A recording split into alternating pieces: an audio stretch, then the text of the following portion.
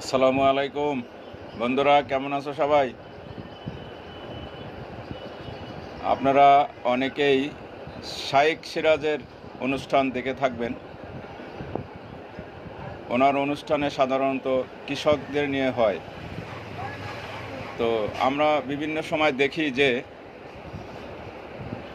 কলা গাছে ওঠার একটা প্রতিযোগিতা। তো দেখবেন যে একজনকে বা তিনজনকে পুরস্কার দেওয়া হয়, কিন্তু অনেকেই অংশগ্রহণ করেন। তারা চেষ্টা করেন, প্রত্যেকেই যে চেষ্টা করেন এটা বোঝা যায়।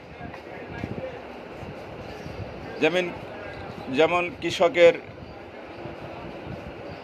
কৃষি যন্ত্র দিয়ে যেমন একটা চত্বর 1 মিনিটে সে কতটা চত্বর দিতে পারে এ অনুষ্ঠান হয়।